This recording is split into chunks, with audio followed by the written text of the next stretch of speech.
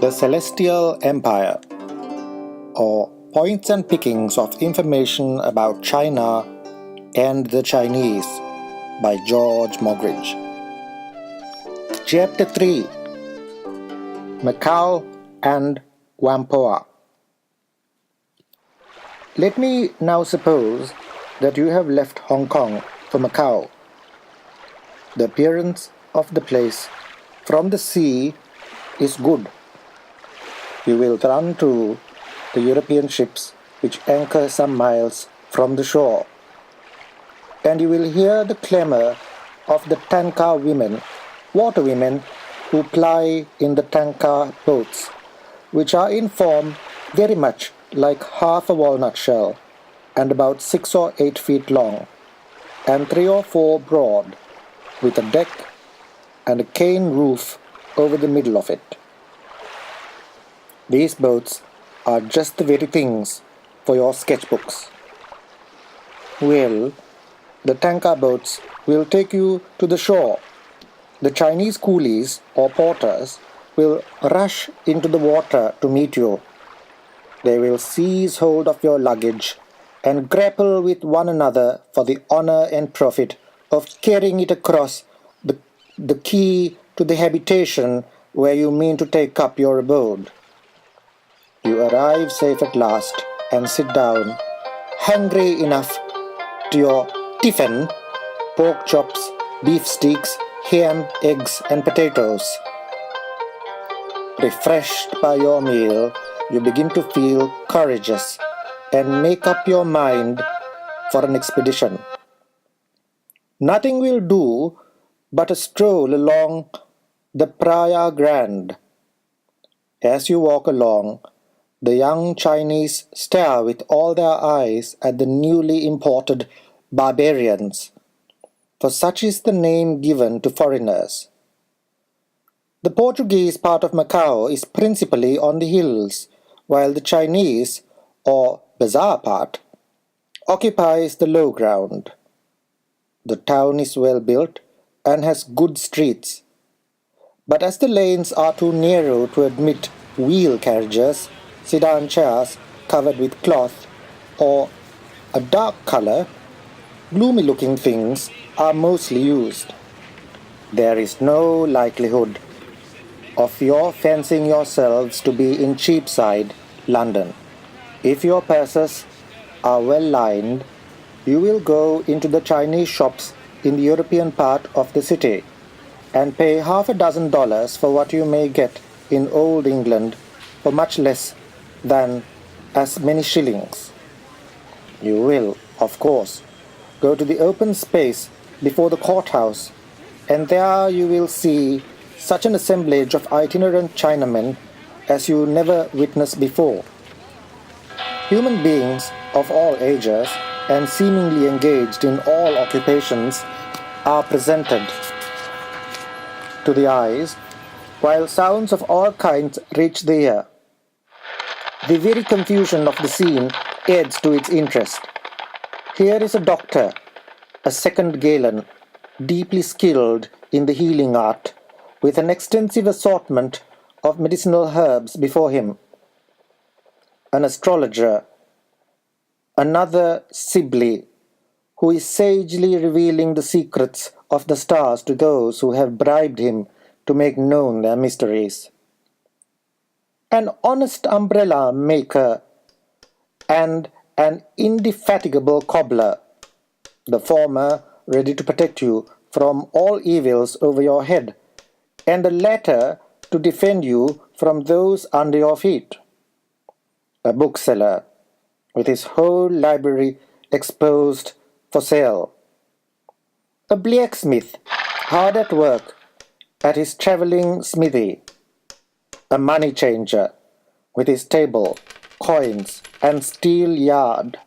An auctioneer, clamorously setting forth the merits of his fans, tobacco pipeheads, and tinder boxes, with barbers, fishermen, sweetmeat sellers, glass menders, chinaware men, children and strangers. These all together make up a scene of life, bustle, and clamour that you are not likely soon to forget. The Chinese are a strange people. The meaning of the word Macau is the entrance to the bay. The declivity on which the town is built and the mountain rampart beyond it add much to the interest of its appearance. Nor is the fort-like Portuguese church on the neighboring height without its attraction. 2 or 3 centuries have now passed since the Portuguese obtained permission to build the place for the services rendered by them to China in cleaning the Chinese waters of a desperate gang of pirates. But though it is regarded as a Portuguese town, it is in reality under the government of China. At Macau, all Canton-bound foreign merchant ships procure a chop or permit to sail past the forts and take an inside pilot on board. Until lately, not a single lady, either European or American, was allowed to go farther into the Celestial Empire than this place. I know not what you think of this ungallant prohibition, but to me it seems anything but credible to the followers of Confucius. However, it is all in favor of the ladies of China, for they would assuredly suffer much by the contrast were British women set beside them. For beauty and kindness and virtue combined, for the graces of form and the charms of the mind, for affection and soul-beaming, eloquent eyes, old England, thy daughters, unrivalled, arise. Should you visit the inner harbour, be content with a glance. Crowds of junks and an endless number of sampans or family boats and floating houses line the beach and spread themselves over the waters. In these are opium smokers, smugglers, gamblers, thieves, and desperate rascals who here congregate for bad purposes, and for the means of escape to the lurking holes in the neighboring islands. Birds of a feather flock together, and desperate villains, partly for vicious practices and partly for safety, do the same thing. The number of pirates on these waters is immense, and their daring attacks are almost beyond belief. What will not men do who are urged on by poverty, vice, and opium? There are bad people in all countries, and China is by no means an exception to the rule. You have heard of Camões, the Portuguese epic poet. It was at Macau that he wrote, during his exile, a great part of his principal poem, the Lusiad. You must visit what is called the Cave of Camões. If you walk into the Protestant burial ground, you will find the name of Dr. Morrison among the tombs. Dr. Morrison translated with assistance the Holy Scriptures into Chinese and compiled a dictionary and grammar of the Chinese language. Be sure that you call on Chinnery the painter. He has years on his brow, but his hand is very talented. Go also to the Joss house or temple that looks on the inner harbour. Joss is the Portuguese word Dios, God, corrupted, so that a Joss house is a God house. In the slang of Canton, all idol temples are called Joss houses, and to Chin Chin or Ching Ching Joss is to worship any superior being. You will be amused at the hawkers of prints, and still more if you purchase what they have to sell. One offers perhaps the drawing of a steamboat with the following inscription in Chinese attached to the drawing. She is more than 300 cubits long and 30 odd in height and breadth. Iron is used to bind her stiff and stout, and she is painted black all round about. Like a weaver's shuttle is her shape. On both sides carriage wheels are fixed, and using fossil coal to make a fire, they whirl round as a race horse flies. Of white cloth all her sails are made. In winds both fair and foul she goes. On her bow is the god of the waves. At stem and stern is a revolving gun. Her form is truly terrific to men.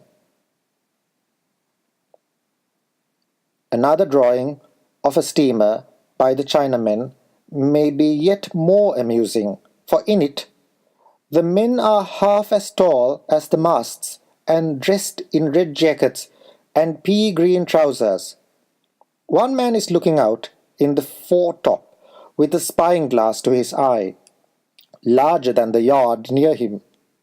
A long yellow cannon, 3 times the diameter of the masts, projects a few yards over her bow and stern. Her wheels are drawn altogether out of the water, that all may see that they are round, and they are painted of all the colours of the rainbow. Suppose you push on for Whampoa. The island is about 10 or a dozen miles below Canton, and divides the river into 2 parts. Away you go, fine weather and a fair breeze. Already have you Whampoa before you. There is the island, with its walled town, its pagoda, its storehouses, its orange groves, and its rice and sugar cane plantations. The southern channel, or Whampoa Reach, is the place where, for so many years, foreign ships have anchored. Now you must look about you, for in the crowded river at this part, being so near Canton, there are always nice little points and pickings for the poet and the painter. Ships of different nations, war junks, and boats of all kinds in unbounded variety. Look on the green fields on the shore, the canals, the villages, the bustling people, the groves of rich foliage, the orange trees, the bananas, the bamboos, and the high lands beyond them. This is a view worth coming to see. Again I say, look about you. I may, perhaps, say something more about the river life of the Chinese in another place, for the number of persons who live continually in boats and barges on the rivers and canals of this extended country is very great. There are, as it were, floating towns and villages in abundance, where the people live entirely on the water, carrying on trade and merchandise. Yonder are sampans by dozens. There are war junks of different sizes, and bamboo battens and mat sails catch the eye in every direction. Look ahead to the long string of washerwomen's boats, hanging like a fisherman's net, or the tail of a kite astern of the merchantman.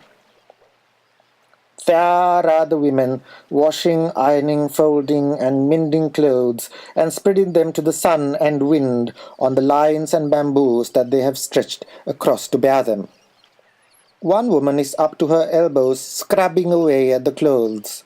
Another is busily employed at her needle, while her neighbor is ironing with equal industry. Do you see the one with her baby at her back, cooking the dinner? No lack of children. Some are tied with a string, lest they should tip over the gunwale.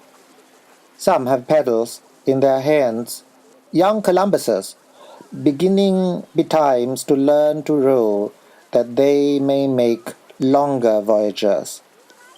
And dozens have painted blocks of wood, resembling gourds, fastened to their necks to keep them afloat, should they, by any accident, fall into the water. What with the island, the town, the villages, the plantations, the pagodas, the river, the ships, the war junks, the mat-sailed boats, the seamen, the women, and the children, if you have not enough to occupy and amuse you, it is high time for you to make the best of your way back again to the white cliffs of Albion, which you ought never to have left. But I hope better things. I hope that you are gazing around you with interest and wonder. Think for a moment. You are within a dozen miles of Canton and beyond. The Great Wall of China, an emblem of war, over mountain and valley stretching afar. It was surely worth while to cross over the seas for a moment to gaze on the long-tailed Chinese, the narrow-chinned, small-footed women, and then the pale yellow cheeks of those grave-looking men. You have seen, on a fan or a tea-chest, no doubt, their figures mid gardens and temples drawn out. Well, the pictures and sober-faced people so odd are as like one another as peas in a pod. Could we look on the natives, what groups should we see, manufacturing vermilion or sorting their tea, or using their chopsticks with features profound, with their rice paper paintings and porcelain around, the sleek-headed emperor, sun, moon, and star, of the celestial empire is shining afar, but not knowing how, while we roam at our ease, to make sense of a score of his senseless decrees. We must leave the hard task to find out what he means to his supple jack, low cringing, proud mandarins, who crawl on all fours as in duty they are bound, and solemnly bump their bald heads on the ground. There! You have sailed some 15 or 16,000 miles. You have weathered a storm at sea. You have seen a little of the wide world. You have gazed on Chinese people, as well as on their ships, houses, villages, and towns, and may now as well finish your voyage by dropping your anchor in Whampoa Reach and dreaming of old England. Who that sails the world around does not yearn for British ground? Distant lonely lands there be, clothed with beauty, fair to see, but the fairest spot on earth is the land that gave me birth. Wheresoever my bark may roam, England, England is my home.